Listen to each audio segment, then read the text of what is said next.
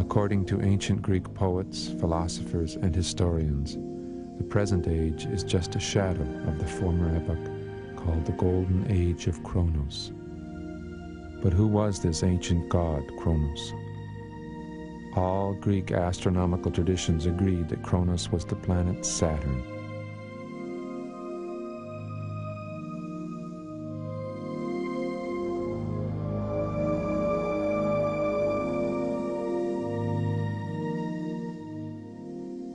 Our own name for the planets came from the Romans. In unison, Roman poets and historians insisted that in a former time Saturn had ruled as a god-king, producing a paradise on earth. It would be almost impossible to overstate the power of this memory among the different cultures.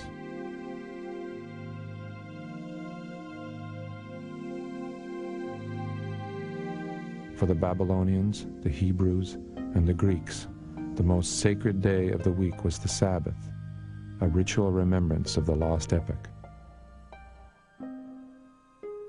And in each of these cultures, this holiest day was the day of Saturn, the Latin Saturnidis, or Saturn's Day, the Celtic day of Ceter, our Saturday.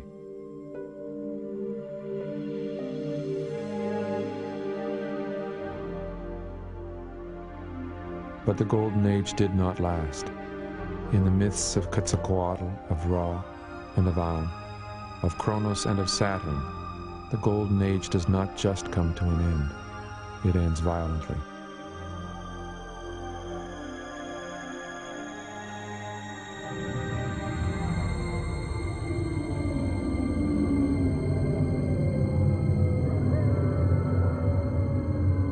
And with the collapse of the Golden Age arrives the feared comet, the dragon of darkness, the fall into the cosmic night, the clash of the titans.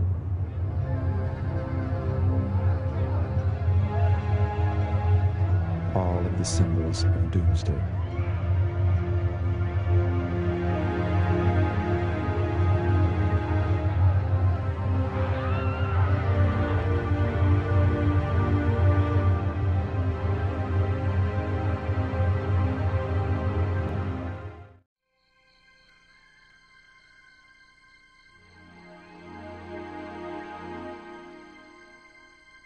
Sunrise.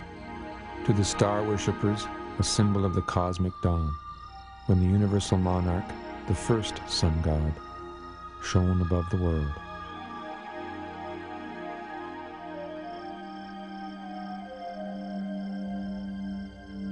The ancient Greeks called their sun god Helios.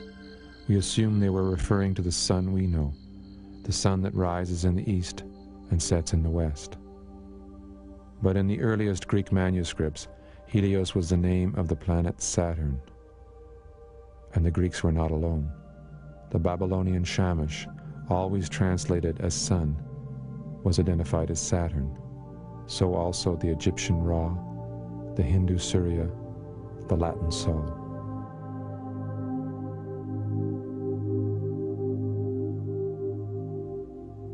But Saturn is a mere dot in a starry expanse. What could have caused the first star worshippers to celebrate that minute speck as the sun?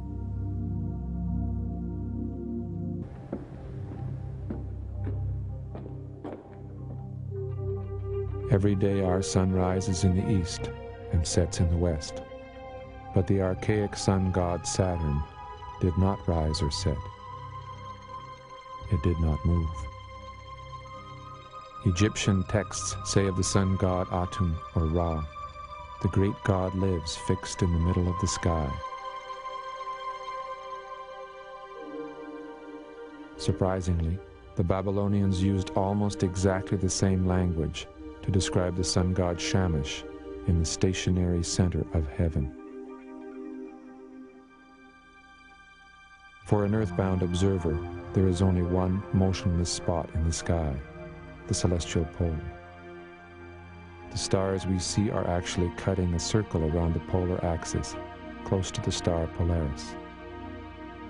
Of course, nothing would seem more irrational than an ancient sun god at this location. And yet, throughout the Near East, the universal monarch appears as a central sun called the axis and the pole of the world. To the Hindus, the sun god Surya occupied the place of supreme rest, the motionless site. So too the Greek Helios and the Aztec Quetzalcoatl. In their earliest expressions, these figures occupy the stationary cosmic center. There is an astonishing unity to this global tradition. Ancient Iranian astronomers identified the pole as Saturn's home, and so did the Neoplatonists of Greece. Roman poets remembered Saturn as the steadfast star, and Chinese astronomers recalled that, in the beginning, Saturn was the arch premier at the celestial pole.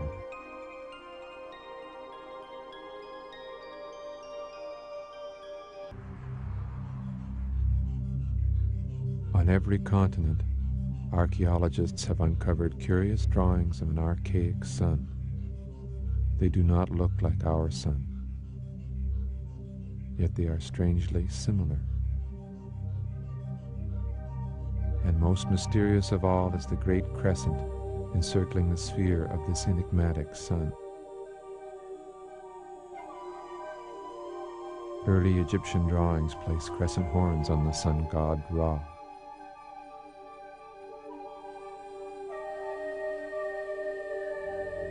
In Mesopotamia, the crescent is repeatedly drawn wrapped around the sun god Shamash.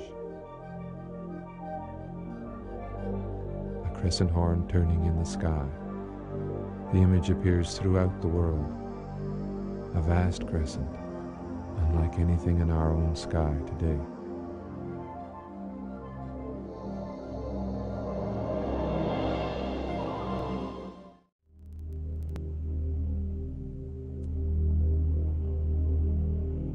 If we take the testimony of the ancients as a literal description of actual events, the events would have looked like this.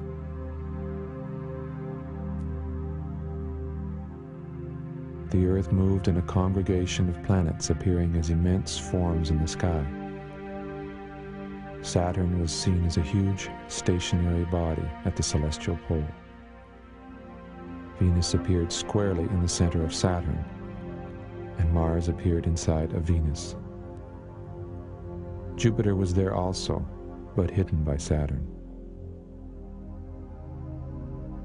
The entire system moved through a diffuse cloud of gas, illuminated by our sun.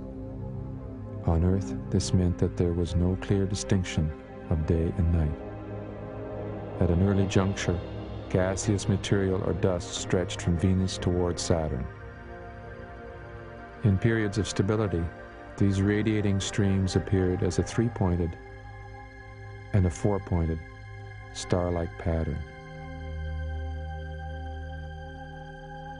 Over time, the surrounding cloud dissipated. A more clearly defined cycle of day and night began. A bright crescent appeared on Saturn, created by light from our sun. As the Earth rotated on its axis, the crescent visually turned around the polar center.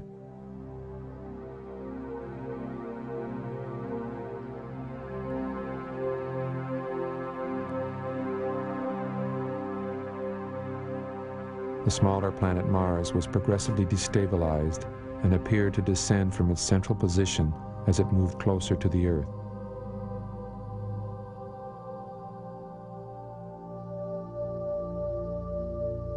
It returned to the central position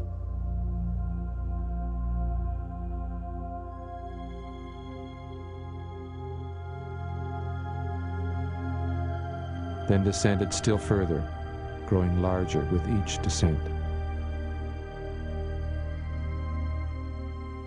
When it visually dropped below Venus, a stream of material was seen stretching between Mars and Venus. As it continued to descend, gas and dust began to extend towards Earth. Lateral displacements of both Venus and Mars occurred. Gas, ice, and debris spiraled between the two planets.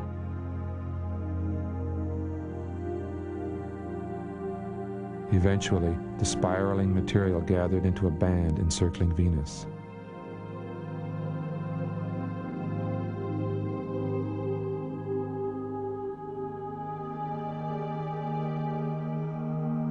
As the planetary system moved through space, the appearance of the band changed dramatically.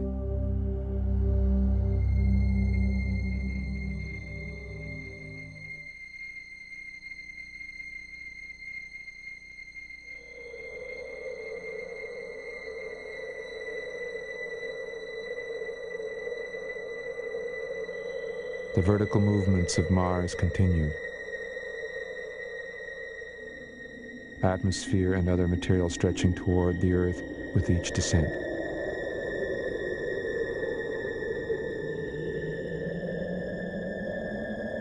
Eventually, this material reached the Earth with disastrous effects.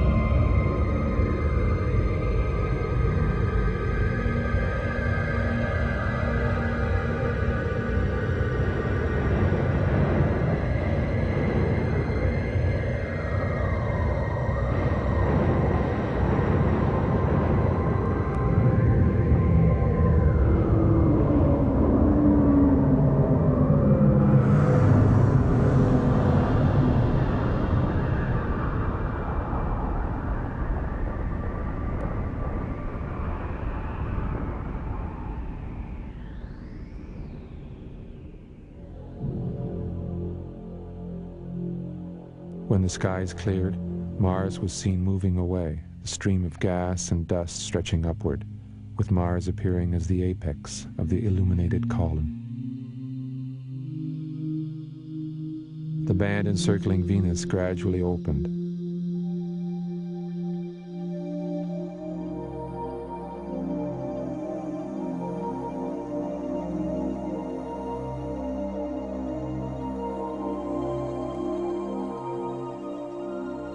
The four streams of comet-like material radiated once more from Venus.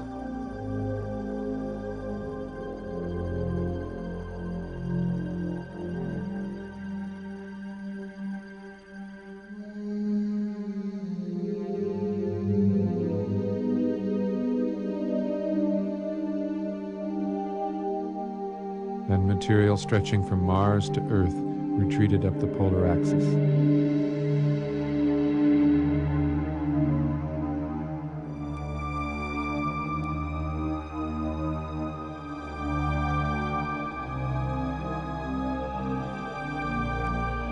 The stable period of Saturn's domination ended with the collapse of the planetary configuration. Jupiter appeared for the first time as Saturn tumbled from its stationary position.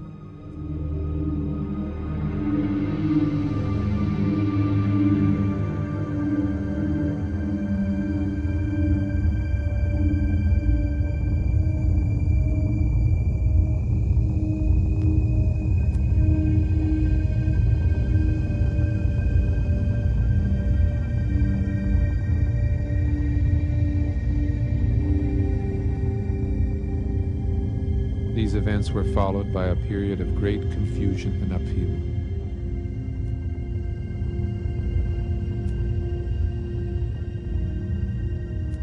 With the displacement of Venus, the band and radiating material collapsed, spiraling between Venus and Mars, then scattering into whirl-like patterns.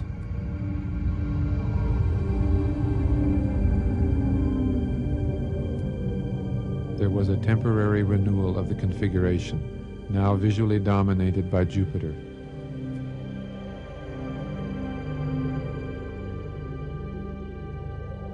And only later did the configuration fall apart, the planets moving into a new, more remote equilibrium. First Mercury, then Venus, Earth, and Mars, Jupiter, then Saturn, Uranus, Neptune, and finally distant Pluto. In the ancient planetary system, 5 planets must be reckoned with.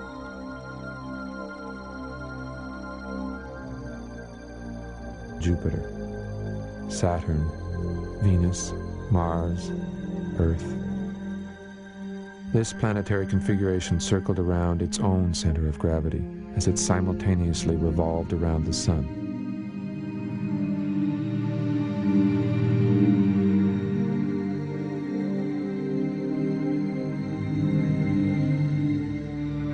The planets were extremely close together, interacting with each other gravitationally. In this collinear system, the planets stayed in line.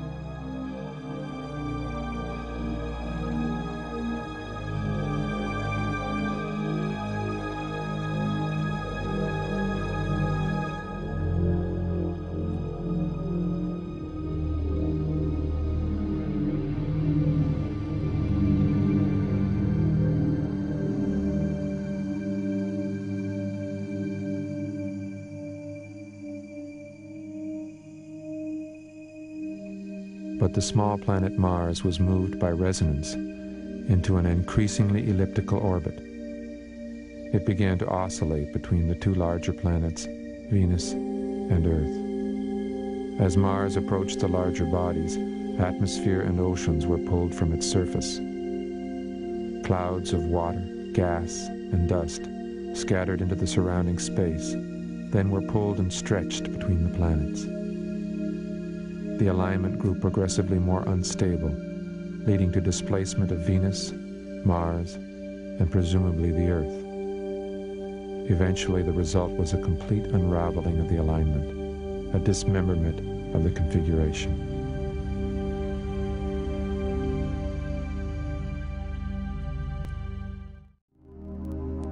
The myths begin with the timeless epoch before the fall, before time-keeping references, before seasons, before the cycle of day and night.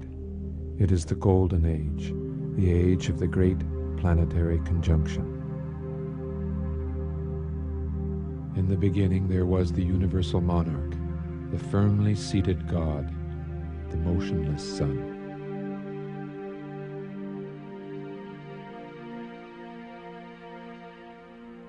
A God remembered as the great sphere of heaven, when the heaven was close to the earth.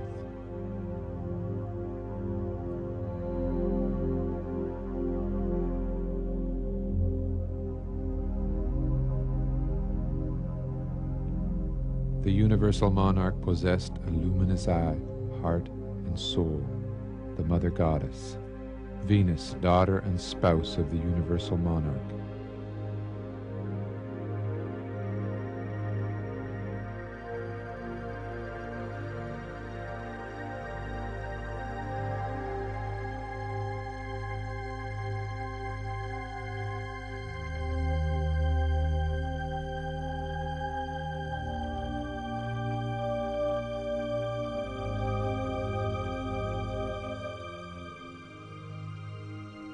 Within the womb of the goddess resided the unborn hero, Mars, heart of the heart, pupil of the eye.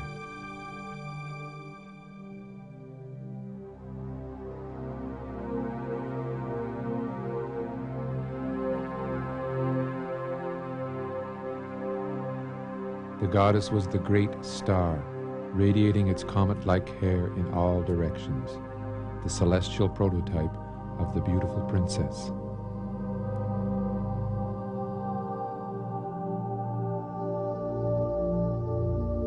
She was the glory of heaven, the animating flame giving life to the ancient sun god.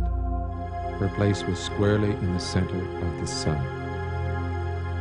This produced the great wheel of the sun, with the goddess as the nave and the hero as the axle.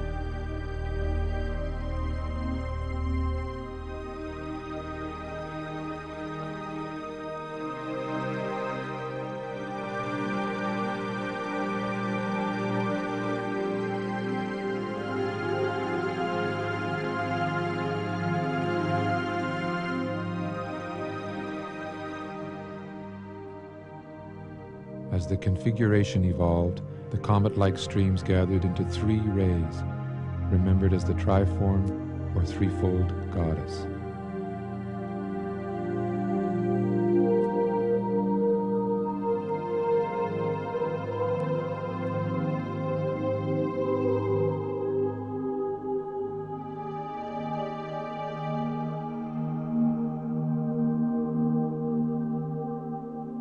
Later, this same comet-like material presented 4 streamers or rays, giving the wheel its 4 spokes, 4 luminous winds, 4 life-bearing streams, 4 flaming arrows launched into the 4 directions, and the 4 pillars of heaven.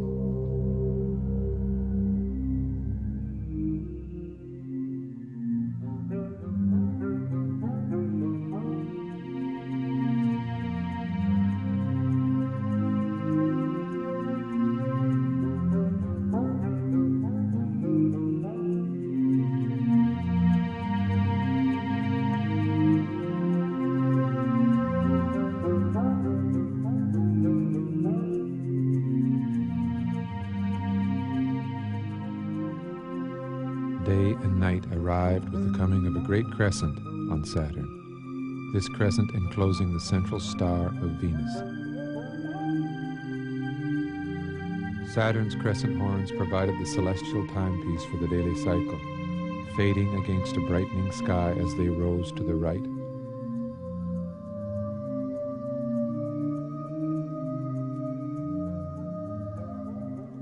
Growing brilliant as they descended to the left.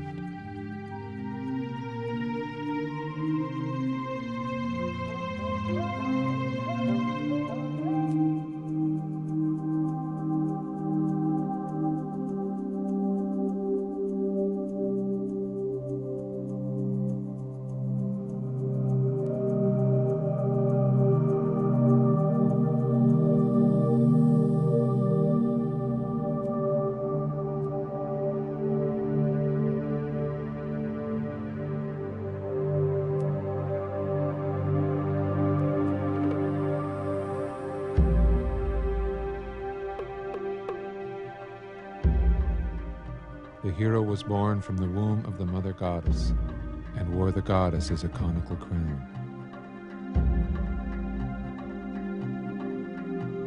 He grew a beard.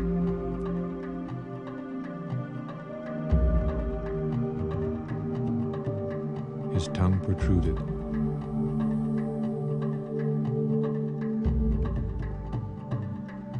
He took the form of a dagger or peg plunged into the below.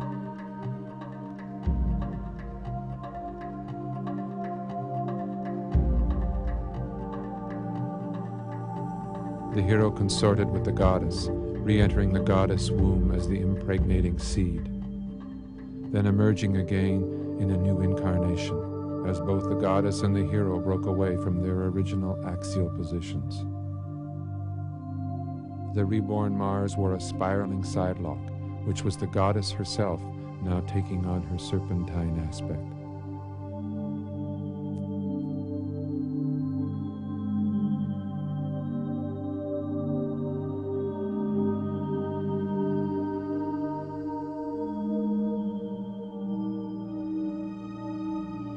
Hero and goddess engaged in a spiraling dance about the cosmic center.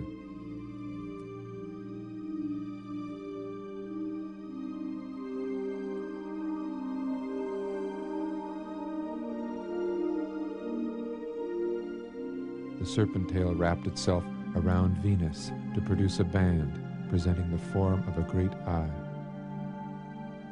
so that in its re-entry, Mars became the pupil, or the red apple, of the eye.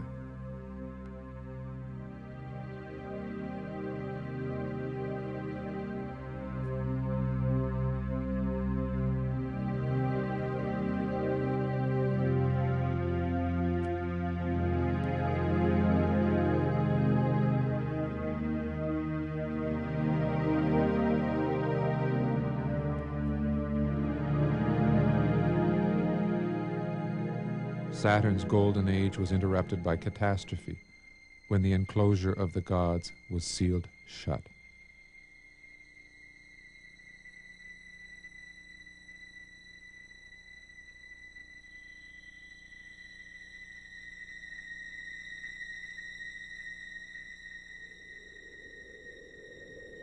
The descent of the hero in his dark aspect brought overwhelming clouds and darkness.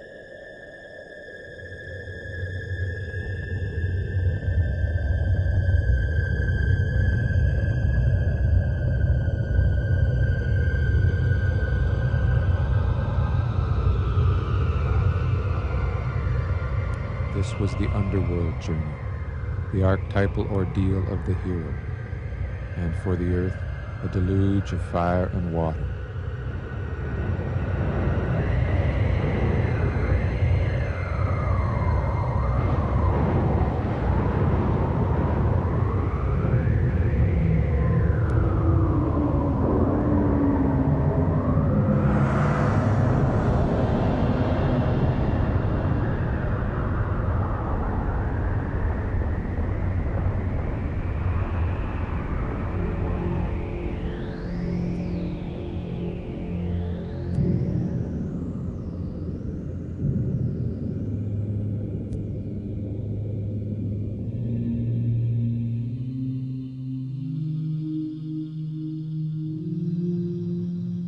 Then Mars rose out of the waters of the deep to produce the world mountain.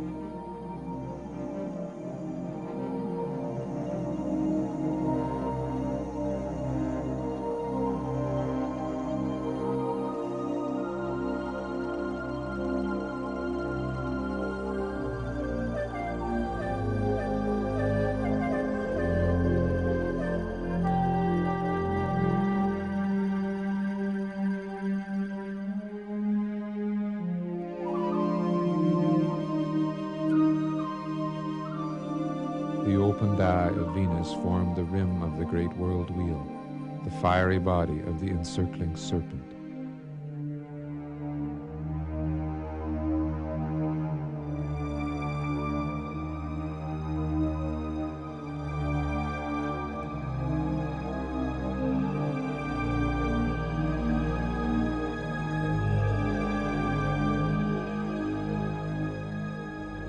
Watered by the four rivers, this was the land of the gods, resting on the summit of the world mountain, a bright crescent forming the horned peak.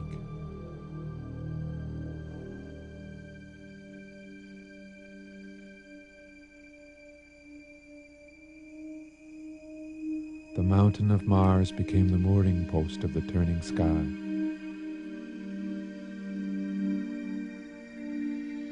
The column of wind or water rising along the world axis.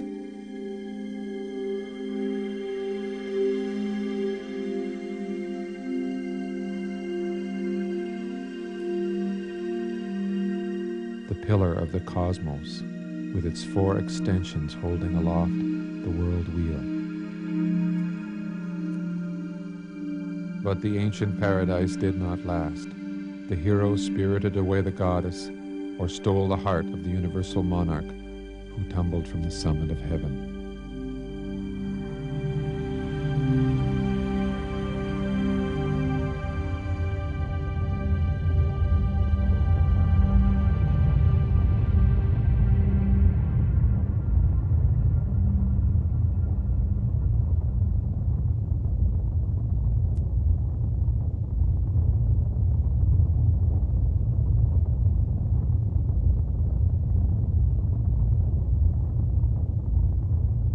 The Golden Age gave way to the cosmic night, when the hordes of chaos were set loose and the doomsday dragon moved about in the sky, a monster created by the twisting forms of Venus and Mars. It was then that the terrible goddess appeared with wildly disheveled hair, lamenting the death of the universal monarch. In the events that follow, the hero will subdue the dragon or pacify the raging goddess. The universal monarch's own son, Jupiter, will be installed in the center of the sky. But the universal monarch has departed, and with his death, comes the end of the Golden Age.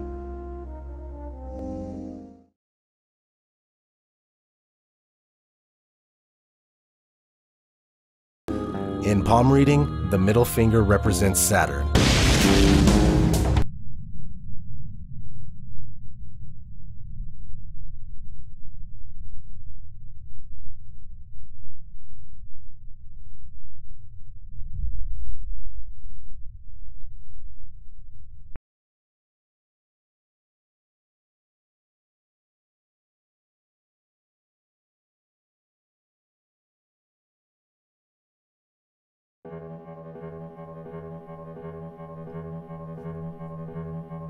Still another alter ego of Yahweh was the God of Abraham, El, Bel or Baal Shaddai, the Canaanite fire and sun god.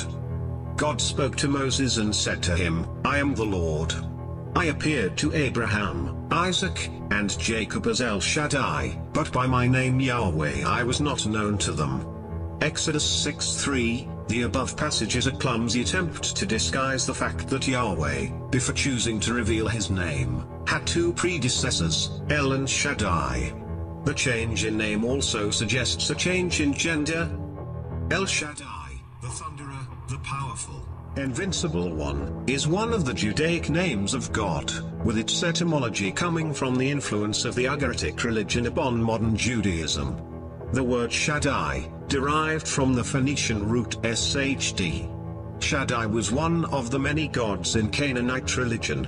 El Shaddai is conventionally translated as God Almighty, while a translation of El as God or Saturn, in Ugarit or Canaanite language is straightforward. The literal meaning of Shaddai is the subject of debate. The root word of Shaddad means to overpower or to destroy.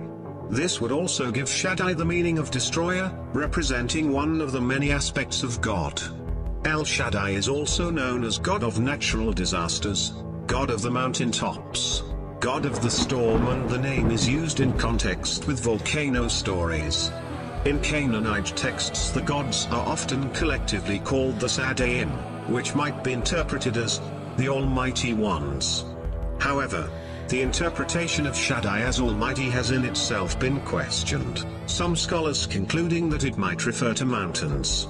Tubal, among others, believes it should be translated as breasts, the Hebrew word for a woman's breast being shad. Thus literal translations of El Shaddai may be God of the breasts or the breasted God. El Shaddai also means sustainer or provider, like a mother nursing an infant. Like the Canaanites, the ancient Hebrews were polytheistic but gradually switched from polytheism to monotheism, adopting the belief in a single God, Yahweh. Their ancestors had worshipped other gods than Yahweh. Who were these gods? Biblical scholars have long noted that the God of the Hebrews had several names and epithets. The earliest were Shaddai the mountain god or the god with breasts, Elon, the lofty god, and El, the mighty father god known as Saturn. Shaddai was the chief god of the Hebrew patriarchs. El Shaddai was an Amorite or Canaanite storm god, an epithet of the Canaanite father god El or an epithet of the Amorite El in his role as divine warrior, identified early by the Hebrew patriarchs with the Canaanite god El.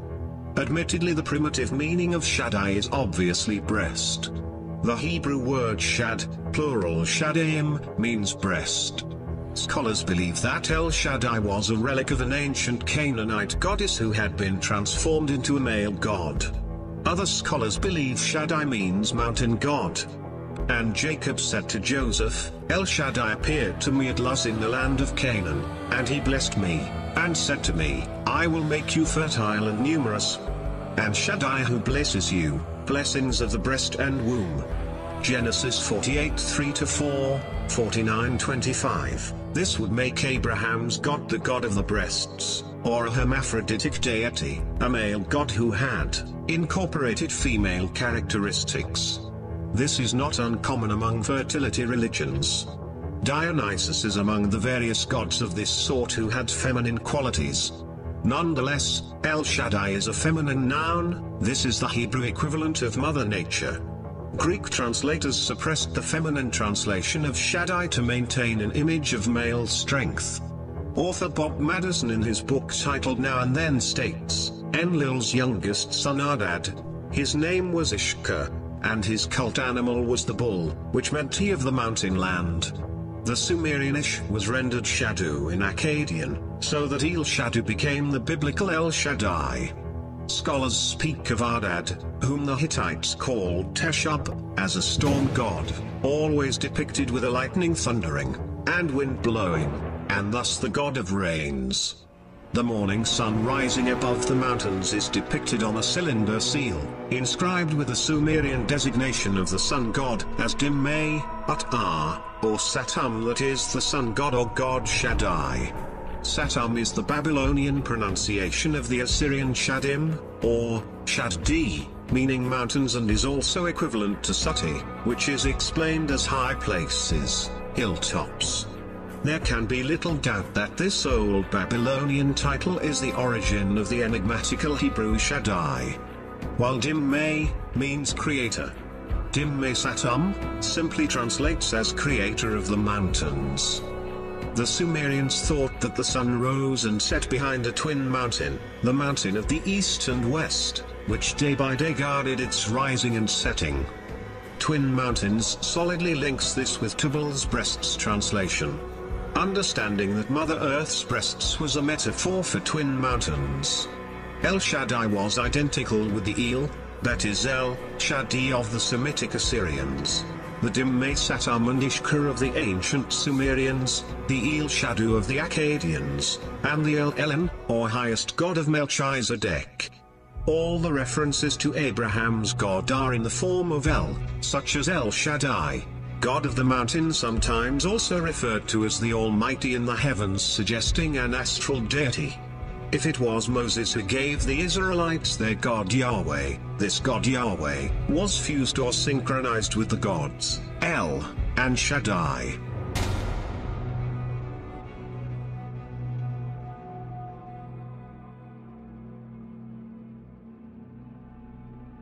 The ancient British Saturn, according to the triads, is Sadi, or Sidin Sadi. Satin or Sadi seems to be the male, as Side is the female impersonation of the god of fruitfulness. Side or Shad is in Hebrew to put forth, to shed abundantly. Hence Anglic shed and seed. Shed, shid, shad, or sid, is productiveness. As such it became very early adopted into false worship, when men began to worship the creature instead of the creator. Everything which sheds or produces, all fertility, is shed, a field is shed, the female bosom is shed. Hence in Ecclesiastes, shed is a beautiful woman. Sledden says, she was adopted into the Syrian mythology. In the Babylonian and Assyrian cultures she seems to have been known as Sit.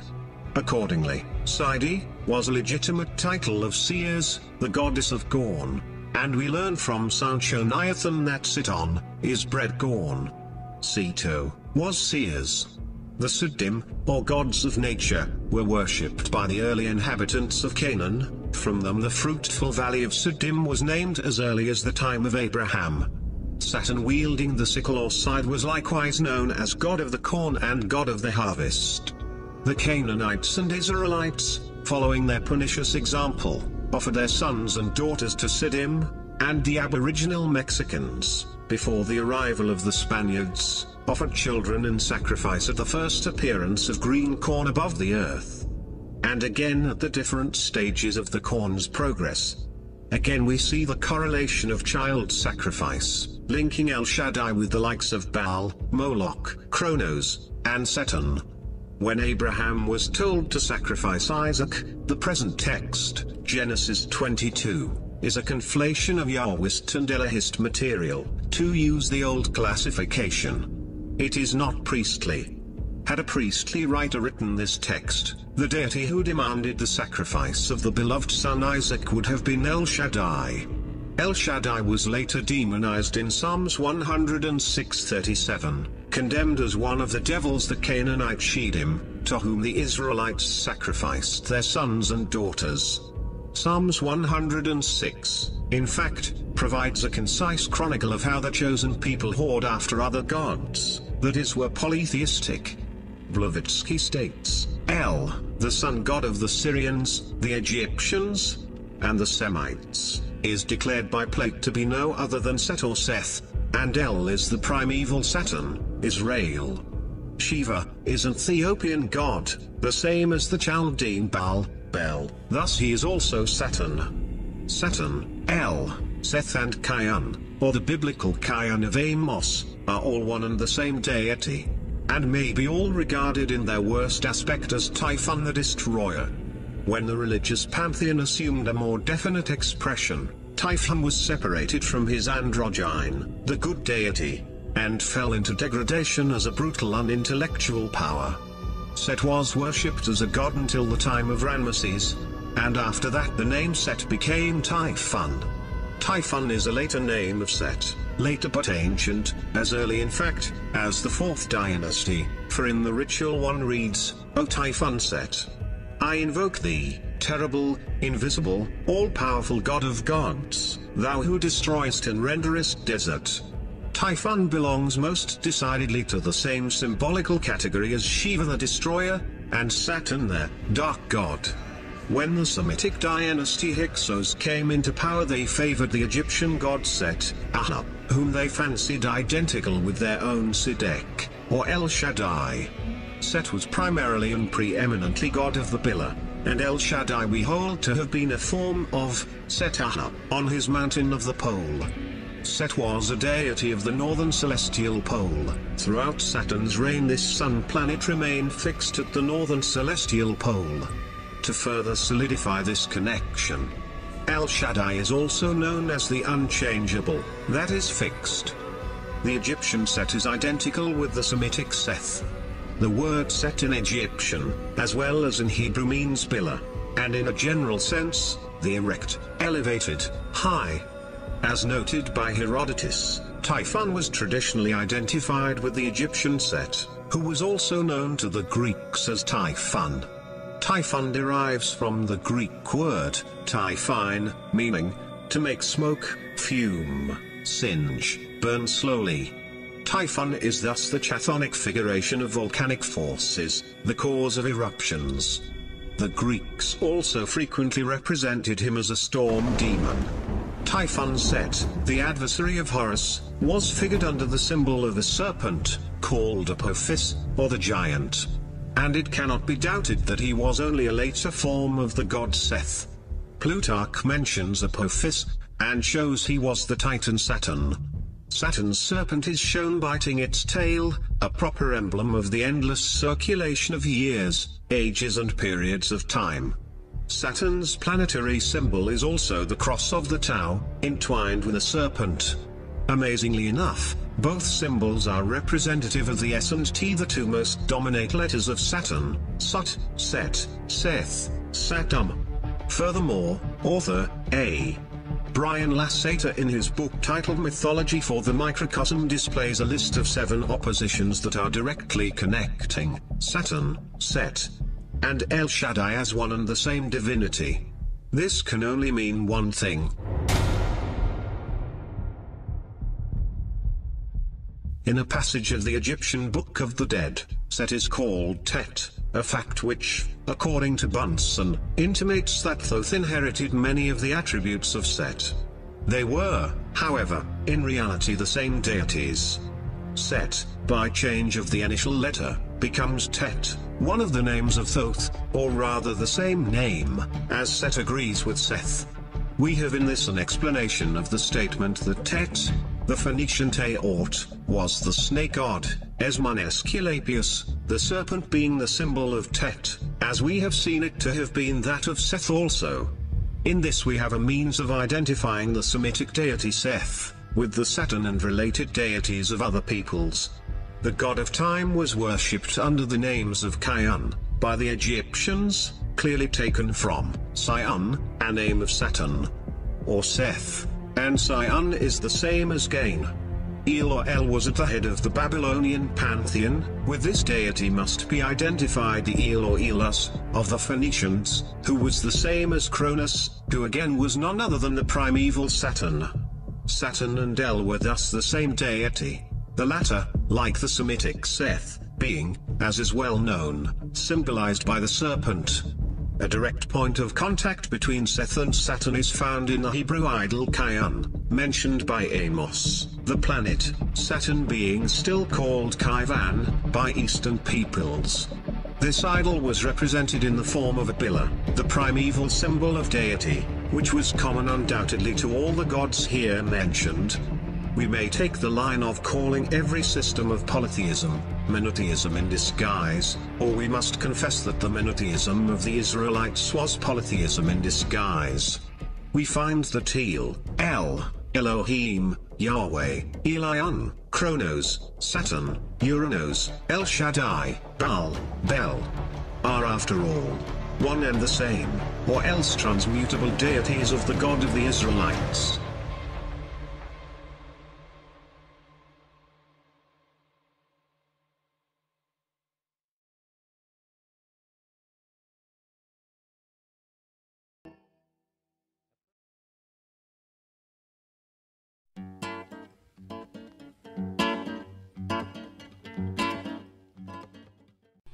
The relationship between Saturn and the Sun is this. The Sun is the primary of the solar system right now. But probably around about 15,000 years ago, it was Saturn. According to the scientists at thunderbolts.info, the position of Saturn was in a northerly position. It was the sun of this solar system. And it was in a coaxial relationship with the Earth. And in between Saturn and the Earth there was Venus and Mars. So it was a coaxial relationship, you see. And Saturn was always in the northern heavens as the sun of this solar system. Then 15,000 years ago, there was a switch. This sun turns up. Now, Saturn's orbit takes 29.5 years. And that's the magic number. Because it relates to the sun in 29.5-year cycles. Just as the moon relates to the Earth in 29.5-day cycles. So you see this powerful relationship between the Earth and the Moon, the sisters, Isis and Nephthys, you know. And they are in a phase lock sort of orbit with each other, but it's very powerful. And the Moon is very influential over this orb, the Earth, her sister. And it causes the tides and things like that, or at least it affects that. And we see the effect of the Moon with people on full moons with insanity and etc. All of those things. Well, Saturn does the same with the Sun. And astrologers know that when Saturn is in transit, meaning when Saturn is in a position in your birth chart where you might have some certain frictions like afflictions. Okay, now this is astrological language, but it's still science. When Saturn comes to those returns, those transits and stuff like that, people notice it. They notice it. People who are aware. Not the average person, they don't know anything about this, but astrologers know the effect of Saturn. They know the effect of the Moon, primarily. These two are the most powerful, without a doubt, in the solar system and in astrology. So, but in mythology you'll find that one is electric and one is magnetic. Alright, it's always like that. The relationship is always like that, and I'm pointing out the fact that L, which is electricity derives from L is one of those words that turns up in the mythologies all the time. You have Emmanuel, Israel, the Bible, Babel, the bell for Baal that you have in the chapel and steeple and cathedral. cathedral, and you know, you go to the altar to worship El or Allah. All of these L words that have to do with masculinity, because the letter L is lamed in Hebrew, and it is erect. It is the male phallic, the obelisk. So, and that is pretty much the sun. It's a sundial, and the sun is phallic. El, Elohim, or Elios. But Saturn also gets the title of El. So there's always this friction between. Saturn is known as Baal, or Baal, or Bel, or just plain old El. And you see, Jesus was called in Matthew 1, verse 23, and the virgin shall give a child, and we shall call his name Emmanuel. Well, Emmanuel, Jesus Emmanuel, that is, he's got a friend, a dark friend called Magdalene. Interesting about that, isn't it? El and mag, electricity and magnetism. So you see how these characters turn up. And by the way, Mary Magdalene, I mean, Mary's a dead giveaway. Mary is maritime, marine, all those water words. You know, M is the crest of the wave, actually. You know, the water, the waves, M. And in fact, the Hebrew letter M, mem, for M, means water. So, and they stole that off Egyptian hieroglyphs. Now, when he says they stole it, that's where I say, no, they are the Egyptians, because they pretended to fall, and now they rule through proxy to this day.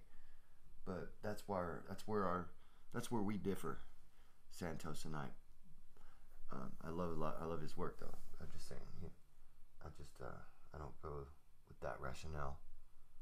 So, and they stole that off Egyptian hieroglyphs. Now, the ancients spoke about electricity and magnetism as fire and water. You see, that's why Jesus, J-E-S, is yes in Hebrew, which means the sun or fire. Fire and water is in the myths, and people are missing it. And it turns up in these words. I mean, I can go on about that. There's many other words. They're all there. Ra and gra, radiation and gravity. Same as, because electricity radiates and magnetism gravitates, or is grave. You've got levity and gravity. You see? And with the Saturnian cult, a lot of cubes turn up, you know. You see cubes, for instance, the Muslims, the Islamists go to Kaaba for the Kaaba, you see, and they go anti-clockwise around Saturn, just like the rings of Saturn. You see, they're just basically, Saturn is the Kaaba, the black Kaaba. And the Jews also wear the little black box on their foreheads and everything. That's the same thing. Monuments all around the world, as you mentioned, the one in Parliament here in Australia, we have the box, the Kaaba. It turns up everywhere where the Saturnian cult like to leave reminders of their cult, you see, and their power, and where they are, and where they dominate, and where they rule. They like to sort of, like the animals that like to mark their territory, you see.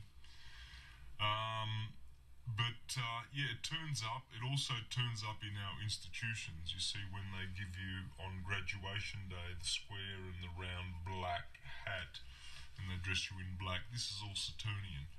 And they give you your master's degrees, you know, you become,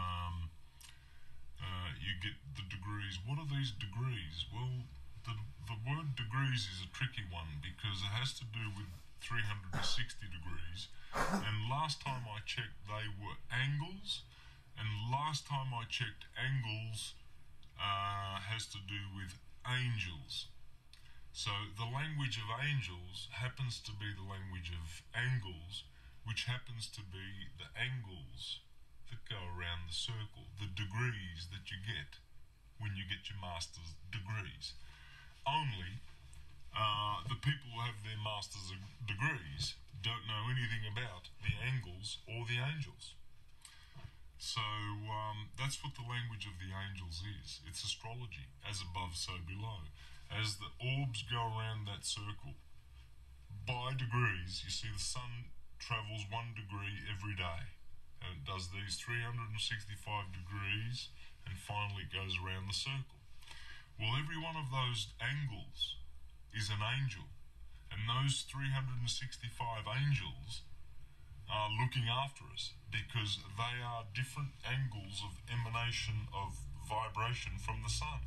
Now, the sun being the chief life giver, if he's changed his position every day into a different angle, well, then that's going to affect us, because we are directly sucking its energy. We are directly in its sphere. We're in the solar system, so we are just absolutely absorbing every photon that comes on every particular day, on a different angle every day of the year. And people don't notice it because they're not looking. But the astrologer does, because he's looking for these and he sees them and he charts the course of the planets, and so he knows what they're doing. The sun that we have now was not so visible when Saturn was the sun. And if you read Hesiod and Homer and Virgil, Ovid and all of those greats, even John Milton and Dante Alighieri, you'll find that their works reminisce about a time when Saturn ruled the Golden Age.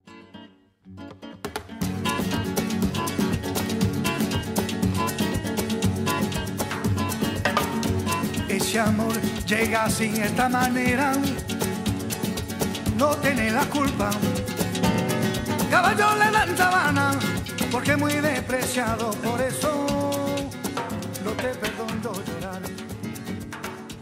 Ese amor llega.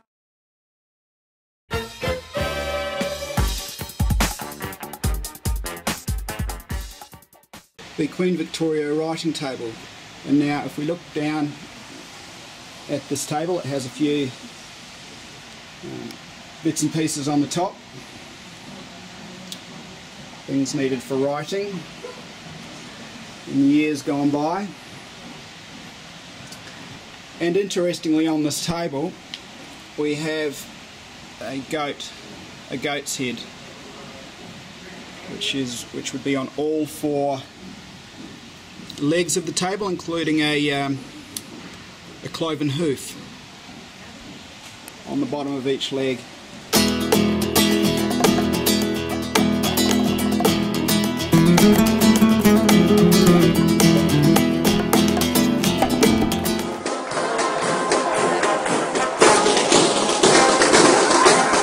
Do you have anything to say about the regimental goat that's part of the...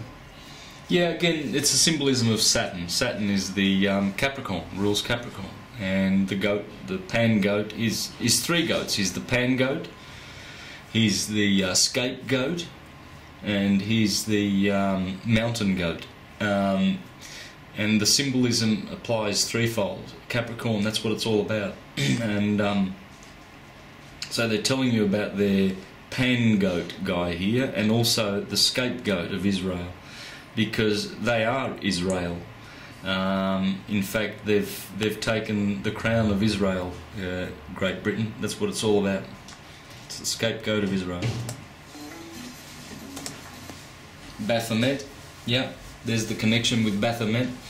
Of course, again, Saturnian symbolism.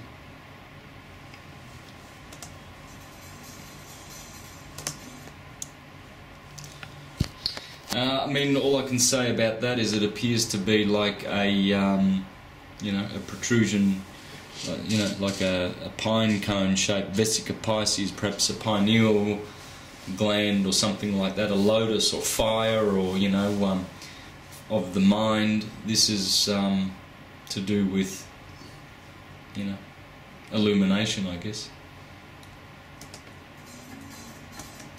Anything to say about the symbol? There's perhaps quite a lot, because it's got the dark and the light, it's got the male and female symbolism, sexual, it's, I don't know, is there anything to say about this very typical image? Yeah, it's pure nature. This is nature. It's telling you all about nature. Here you have the moon, the moon Isis in waxing. Here you have the moon Nephthys waning. She's always pointing her horns to the left. That means sin, sinister. Whereas the waxing moon is always pointing her horns to the right, you see. And this is pointing to the above, this is pointing to the below. As above, so below. Here you have the caduceus, the two serpents going up the spine. That's the tree of the knowledge of good and evil. And this serpent here, these serpents really should be up here in the head. And the one that's on the left side, so the serpent that's talking to the left side, that's the serpent on the tree. The tree is the spine, the spinal cord. And that's the serpent that speaks to Eve and gets her to eat of the fruit of the tree of the knowledge of good and evil, which removes her from the Garden of Eden, which is the right brain, the divine brain. The right side is the good side, everything right is good. The left side is the sinister side, and is bad and fallen and down, you see. So it's just nature. It's just talking about nature. The pentagram, of course, there are the 5 points of the circle, 72 degrees spaced out. And this is the pentagram in the upright position. That is a symbol of man. That's man's nature, the pentagram. Oh, I don't think you need to talk about this. No. No, I've covered that. Do you know why they have that bush? The bush in the... Why do they have the bush in the middle? Why would they have the bush in the middle of the vesica piscis? Or the vagina or whatever, the vesica piscis. The Presbyterian Church here in Australia have that as well. Yeah. Yeah, I don't know. Yeah. Yeah, good one. Good question. There's the Saturn, the cube of Saturn. Do you... Santos, so... This is the National Museum of Australia. Do you have any commentary on this, Santos? You know what, I don't really. That's just a little bit too strange for me and too abstract, so... Yep. Okay, yep. Along with that one. What about... I think I would like to... actually, no. What I might do, because we're just going to be repeating stuff. Although, actually, this imagery here... With these are your, I'm going to call them saints. You've got the vesica piscis. It could be, and then you've got these wiggles coming down, the vibrant vibration coming down.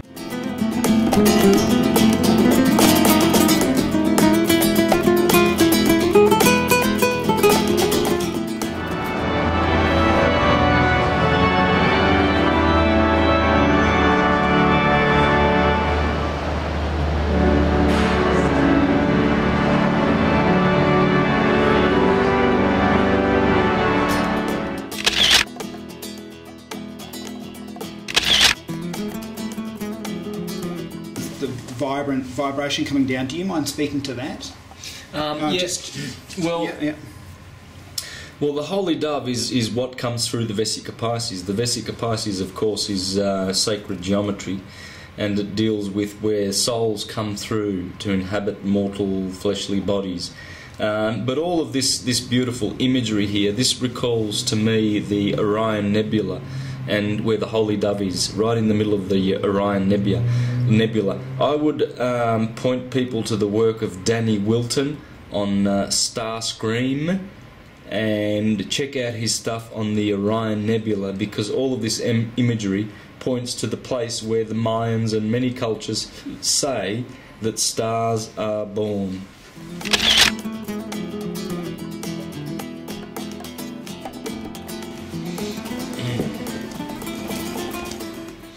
And this is the gentleman that I mentioned before, David Talbot, and this is the configuration of Saturn, and then in front of Saturn is I think it's Mars and then Venus, or the other way around, so don't quote me on that right now, but all of this is all Saturnian.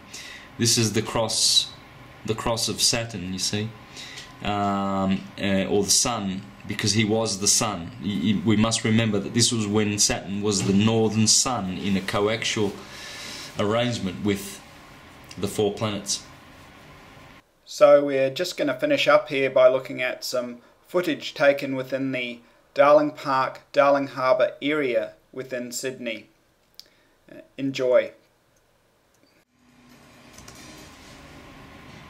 Actually, I wouldn't mind. What's your take on that chakra or that?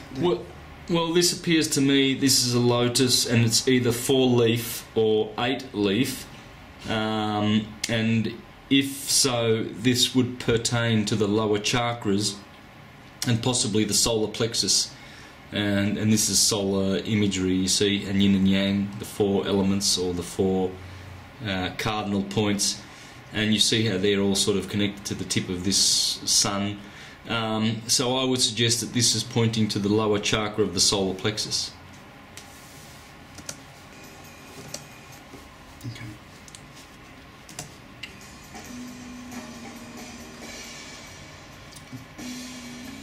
Do you have anything to say on that much? Oh, not really. Yeah. No. You talk about the womb of creation, don't you, sometimes? Yeah. Well, I mean, this would suggest, you see, the word Israel, which is Isis, Ra and El, is all about electricity and magnetism. It's explaining where Isis is water, or magnetism, and magnetism produces electricity, which is Ra, radiation, yep.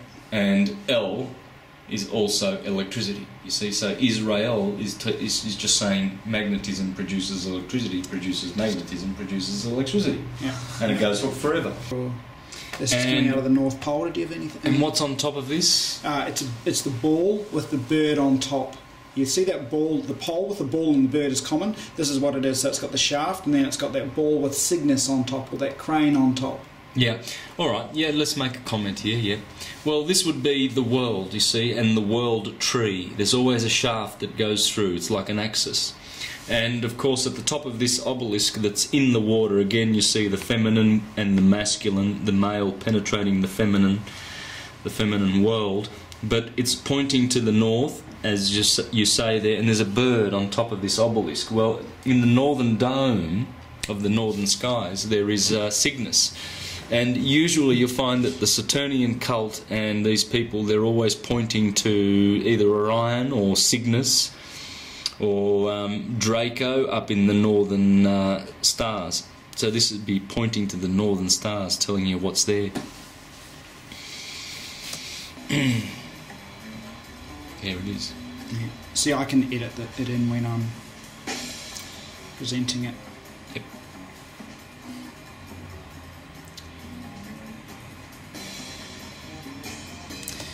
This is this home nightclub business. Wow.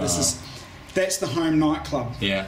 And that's point of home, and that's where the people go and dance in the night time or whatever, or dance. And there's because it's a nightclub, and say you got male, female together. Do you know what I mean? Yeah. In the Vesica Pisces. Yeah. Mm-hmm. Anyway.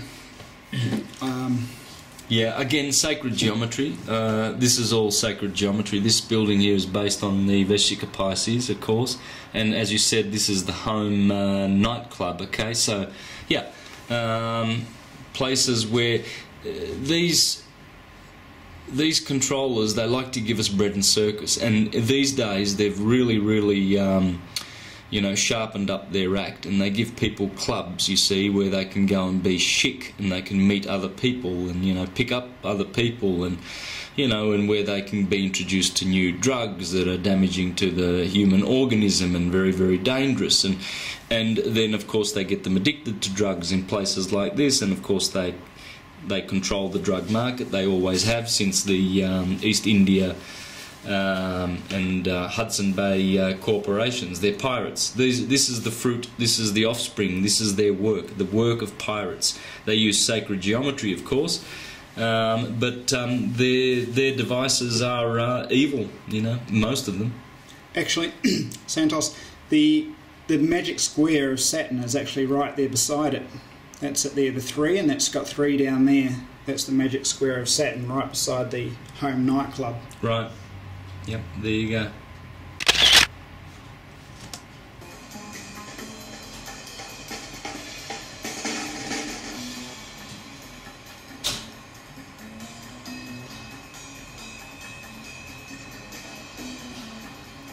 I'll just let this go. What I'm going to do, I'll go up to that point of home part. And do you have anything really to say on that point of home? No, not really. Yeah, no. Fair enough. Yep. I don't get any inspiration from that.